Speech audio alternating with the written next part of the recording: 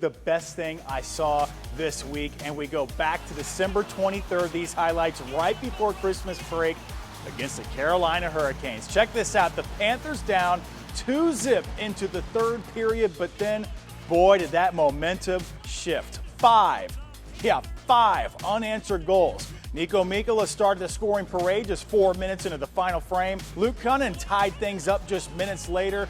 43 seconds was all it took for Anton Lundell to score the eventual game winner. And then finally, the cherry on the top, Sam Bennett and Seth Jones closing the door. This was Florida's second comeback victory against Carolina in less than a week. Also, fifth time in franchise history, the Panthers will score 5 goals in the third period. After the game, and this clip provided by the Florida Panthers, players and the head coach touched on the moments that really propelled the team to victory that night. They're a good team, so it wasn't. The 2 periods was tough for us, but we battled through. We worked hard, and then we got rewarded in the third period. I thought just we were rolling there in the third, and line after line. Was doing a good job of just keeping it simple and playing to our game. You know what, you get on a roll in this league, you get emotion is such a huge part of it, and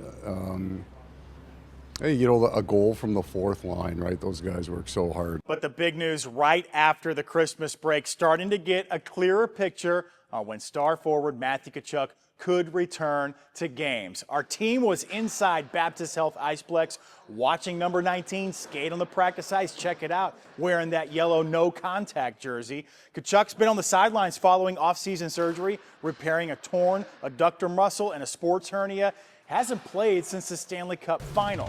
WPTV's Kendall Hyde, our sports reporter, who has been in the building when the Cats have won the last 2 Stanley Cup championships. But you, sir, you were at practice this morning, and we have for so long now been on Matthew Tkachuk watch. He is back on the ice with the team, and I want everybody out there to hear what you saw today, Kendall. How you doing there, sir?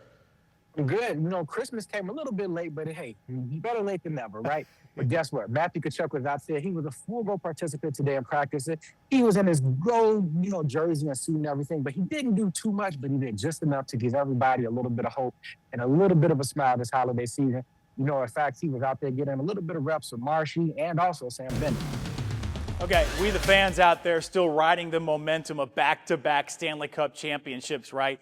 Some fans, they want to make it a little more permanent, maybe on their body somewhere when they look in the mirror every day. Our Kayla McDermott tagged alongside one Superfan, getting some fresh ink to honor his favorite team. The Panthers will forever be etched onto the Stanley Cup for winning back-to-back championships, but they'll also always be remembered on fans. We weren't the best team for the longest time. For some, getting in the chair and permanently marking themselves, They're really good now. can be a difficult decision.